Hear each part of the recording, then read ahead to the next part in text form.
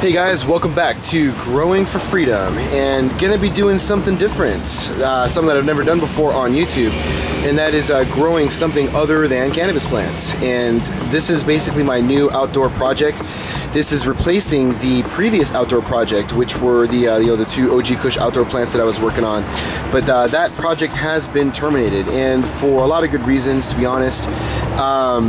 It was obviously a security concern, and not only that, this rooftop where I'm doing all my growing, there's a lot of ambient HPS lighting, from adjacent buildings, and they use really, really bright lighting.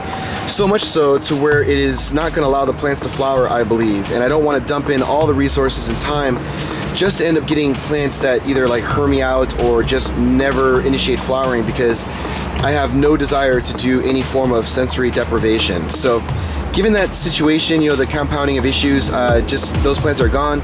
So now we're going to be growing something else. And right here I have 8 tomato plants. And these are just really simple plants. These are Bonnie plants. They're pre-grown. I really don't like to grow from seed, obviously.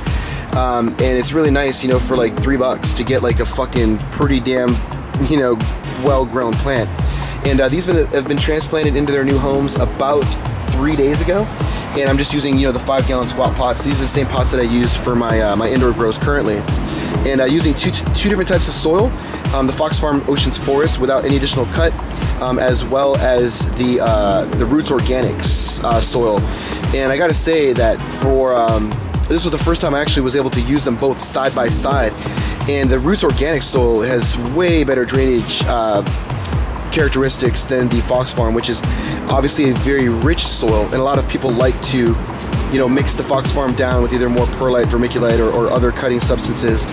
And I think that for all you guys out there that want to get into soil growing and don't want to deal with that at all whatsoever, and just want a very efficient draining soil that's going to kick ass, the Roots Organics is pretty damn sick. I think that the Fox Farm is probably more of a loaded soil. I mean, it's more rich, obviously, but I think that the default nutrient makeup of Fox Farm is very, very strong. But I think that the Roots Organics out of the bag without any mixes or cuts or whatever is probably going to outperform Fox Farm. But we're going to see, what I'm saying? That's kind of the point of the test. As far as nutrient feeding is concerned, I'm not really going to do a versus or anything like that. I'm just going to be feeding the plants all kinds of different shit. There's probably a couple, 2 or 3 that I'll isolate for testing, but the rest I'm just going to basically give them a combination of all kinds of organics, not only from Advanced Nutrients with their iguana line and the Yellow Bottle Euro, but also some stuff from Botanicare, such as the Liquid Karma, and all kinds of other things, guys. To be honest, I have a whole slew of new nutrients that I'm doing some investigating with, and we'll probably use them on these plants in one way or another. But obviously this is a huge shift in gears from what I normally do. I think it's important to grow more things than just cannabis. Or I should say, cannabis doesn't exactly keep you living, you know what I'm saying? Yes, it's good for a lot of other things, but as I guess what a lot of people would consider a medicinal herb, it's not something you can consume day in, day out in place of food. So I think it's very important to grow food items. And given this fact that I have so much space on my rooftop, I have a lot, like 20 meters by 30 meters roughly. I decided to dedicate just this small area to build a greenhouse. And this greenhouse, I shouldn't really say build it, but to erect a prefabricated version. This is only $190. I got it at Home Depot, 6 foot by 8 foot. It's really, really awesome. It's made of really, great tube metal. It's not the really thin, shit metal that comes with the indoor grow tents from Grow Lab and Hydro Hut. You can easily hang, triple XLs from this thing, or any, large reflector such as a Raptor, no fucking problem. So for the price, if you're looking for an indoor solution to hang lighting, if you don't want to do any damage to your ceiling, this greenhouse is probably something you want to look into, and you can just keep the plastic cover for possibly a future outdoor deployment. You never know. But yeah, it fits up here on the rooftop really well. Obviously adds a lot of protection to the plants.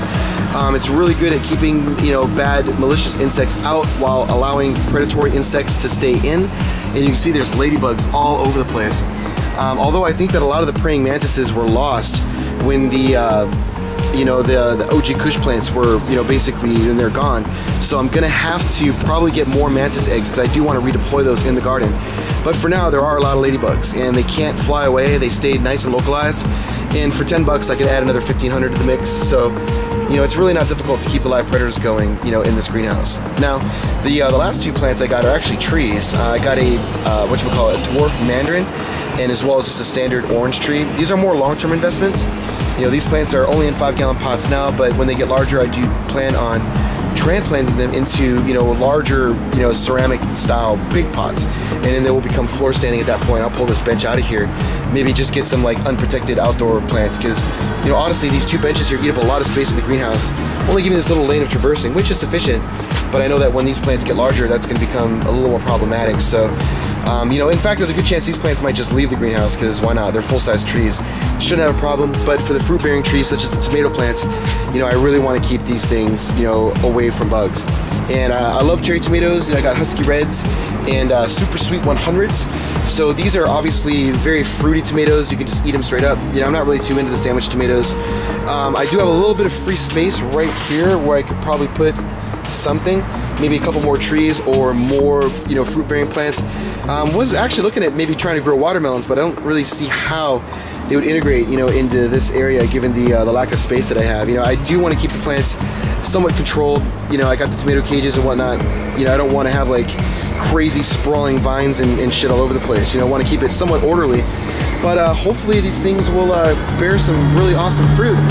And really excited, you know what I'm saying? This is obviously, like I said, a real shift in gears from what I normally do, but I'm looking forward to the results. I think they're gonna be awesome. So let me take you guys over to another part of my rooftop. I want to show you something else really cool. Hey guys, so back here at my windowsill, and want to show you my new pet addition. This here is actually what is referred to as a bantam silky rooster. Yeah, let's see if he'll turn around so we can look at him. Turn around, buddy.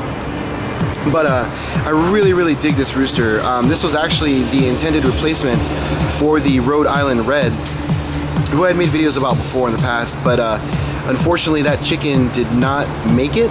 So this was his intended replacement. It's actually kind of a joke, you know, because obviously he's a pretty funky chicken. You can see that he's really small. He's not big at all, and he looks funky. You know, he's got a fur-like appearance, which is why he gets his name, I believe. You know, the Silky. But you know, as it turns out, guys, this is a very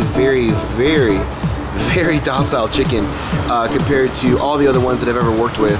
So much so to where I just didn't feel it was appropriate for him to be with the other chickens. And I actually got tasked to go look after the chickens again. And the very first day that I was, you know, supposed to go in there, the day after my neighbor left, you know, one of the replacement ones that I had bought in the last time had died, just laying there dead. And this poor guy was just covered in shit. You know, he looked horrible. And I was like, fuck this. You know, this was a chicken that I bought, and I kind of took some responsibility because, or I felt I should take some responsibility because I did buy the chicken, and I basically put him into a pretty shitty environment where he probably wasn't going to do too well. So, you know, when I went back there and saw the conditions, the dead chicken, I said, you know what, enough is enough. I basically took back the Silky, and now he's my pet. And he lives on the roof, and it's great. You know, he sits on the rooftop all day long, and the funny thing is that he never leaves this windowsill. And this is basically how I get into my apartment. So basically I just come out and there he is, just sitting there all the time. And he doesn't freak out or run, you know, really. I mean, he's a little timid, but, you know, you can reach out and touch him and pet him, and he's 100% all good, you know what I'm saying? There's none of the other chickens or roosters would react like that. You know, if I try to touch them or do whatever, they just start squawking and running and, you know, basically wreak havoc. But, you know, this thing is like literally a pet. You know, I got the same cage for him that the old rooster was in, so I can basically pull him down and at night keep him in his little cage, keep him either in the hallway or, you know, even in my room, to be honest. He's not like very messy. And then during the day I just let him out and run around and just throw a bunch of scratch feed for him. You know, he's got his little water dish, which he always likes to knock over. You know, I got to figure out something about that.